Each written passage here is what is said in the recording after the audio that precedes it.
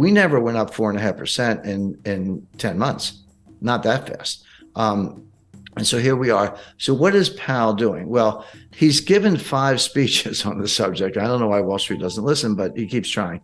He said the same thing every time. He said, inflation is job one. We're just going after inflation. Believe us. There is going to be a recession. Unemployment is going to go up. There's going to be pain. I've never heard a Fed chairman use the word pain. He used it 5 times in one paragraph in the Jackson Hole speech. And that's what we're doing. And believe us when we say it. Now, how long will he raise rates? How quickly? And what's he trying to do? Powell is trying to get to something that he calls the terminal rate. But the definition of the terminal rate is it's a rate that's high enough to cause inflation to come down on its own without further hikes. So we'll get to a level, and then inflation is coming down, by the way. And in the last 5 months, it's gone from, in the U.S., it's gone from about 9% to 8.7, 8.2, 7.4, 7.1. So it is coming down. Having said that, the target is 2%, and 7.1 is still a far cry from 2. So he's not there, but he's making progress. Now, so here's I hate to use the word conundrum, but it kind of is. Wall Street's saying, you're done. You did it. Mission accomplished. Inflation is coming down. You got what you wanted. Give it time. Stop raising rates. You're going to kill the economy. But the Fed is saying, well, we actually don't know. We can't untangle it. Yes, inflation is coming down. That's objective. But is it coming down because we're still raising rates? Or is it coming down because we're at the terminal rate? Those are 2 different things. And right now, and this is what Powell's been saying, the Fed leans to the view that they're not at the terminal rate, that inflation is coming down because they're raising rates. They have not achieved the terminal rate. So my expectation is the Fed will raise interest rates 50 basis points on February 1st, and then probably 25 basis points in March. March 22nd is the Fed meeting after that. So those 75 plus the 450 we have now, that'll get you to 5.25. And even the more hawkish members think that that's probably the terminal rate. So Powell and the Fed have said, yeah, inflation's coming down, but it's because we're raising rates, not because we're at the terminal rate. We're going to get to the terminal rate, probably 2 more hikes, and then we'll pause. And then if we're right, we'll just let inflation come down on its own. And that may take a year. So all this stuff about the Fed pivot and cutting rates and all that stuff, I mean, the Fed's thinking mid-2024 before they do that. Now, Wall Street are saying, no, you're not going to get that far. You may be at the terminal rate already. You're definitely going to cause a recession. It'll be more severe than you think. And rates are going to have to come down sooner than people expect. In other words, you've already achieved the terminal rate. You just don't know it. And you'll probably be the last to know.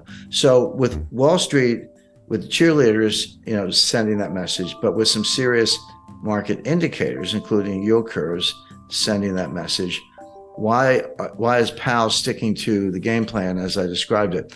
And the answer goes back to 1980, believe it or not, and what's called the Volcker mistake. People forget that there was a recession in 1980. It was sharp but quick. It was over very quickly. It had nothing to do with monetary policy. The Carter administration issued some dopey regulation on a ceiling on credit card interest rates. And the industry said, fine, we're just not going to lend anybody any money. The economy fell instantly, kind of like a smaller version of what happened in 2020 with the pandemic panic. And then they said, oh, sorry, just kidding. And then they took the ceiling off, and then things got back to normal. Now, this was a time when farmers around the country were driving front loaders and tractors to Washington, and they were circling the Fed building. And one guy drove his tractor up the steps of the Fed, and Volcker was being burned in effigy. That all happened. So it was a little bit of pressure. And of course, Congress was up in arms and the White House was up in arms. So Volcker, not quite panicked, but he cut interest rates 7 percentage points, not 0.7, 7 full percentage points to deal with the recession, which, number one, was unnecessary because the recession was caused by a policy blunder from the White House, which was quickly corrected. And number two, he had not won the fight against inflation. Well, after he cut rates and we came out of that very quick sort of snap recession, inflation got even worse. And that's when Volcker had to raise rates to 20%. And Volcker, in hindsight, and he said this in his last book just before he died, he said we shouldn't have done that. We should have stuck to our inflation mission. So now Powell, remember, Powell's not an economist, he's a lawyer, so he kind of thinks like a lawyer. I can relate to that, looking at both sides. Powell does not want to be that guy. He does not want to be the guy who balks early and cuts rates, the famous Wall Street pivot, before the battle against inflation is won, because the outcome could be exactly what Volcker experienced, which is inflation wasn't done, doesn't go away, comes back stronger, and then you do have to destroy the economy, as we did in 1981-82. That was the worst recession. That was far worse than the little one in 1980. That was the worst since the Great Depression. We've managed to break that record several times since then, but at the time that was horrific. But Volcker and others have said that was a blunder. He never should have done it. So Powell does not want to give up the rate hikes too early because he does not want to repeat the Volcker mistake. He does not want to be that guy. And that's what's driving him, even as Wall Street screams, you're already there. So the question is, that's the lay of the land. There's the two competing sides. How does this play out? In my view, Powell probably is there. He probably is at something like a terminal rate. He probably doesn't have to raise interest rates anymore. He doesn't believe that himself. His models tell him otherwise because they're relying on the Phillips curve, which is junk science. I mean, the last time I looked at a Phillips curve, it was flat. At least where I went to school, curve was curved. This thing is flat. There is no correlation between unemployment and inflation. There just isn't. But the Fed thinks there is. So I always tell people, don't. If you want to forecast Fed policy and understand the Fed, don't think like a rational person. You have to think like the Fed. You have to get inside their heads or else you're going to get it wrong. So they're looking at unemployment, which is the lowest. The unemployment rate is the lowest since 1969. Well, if you believe in the Phillips curve, then that's a sure sign of inflation. As I say, even though it's coming down, it's still pretty high. So they think they have to keep fighting this fight. But here's what they're missing. Here's where it all falls down. Yeah, inflation as measured, CPI, PPI, personal consumption expenditure, core, non-core, year over year. There are like 20 different ways to measure it. It is coming down, but there are two sources of inflation. And it's going to sound obvious, but you got to separate them: the supply side and the demand side. They both result in price increases, but they have completely different dynamics. Supply side inflation is what we're seeing.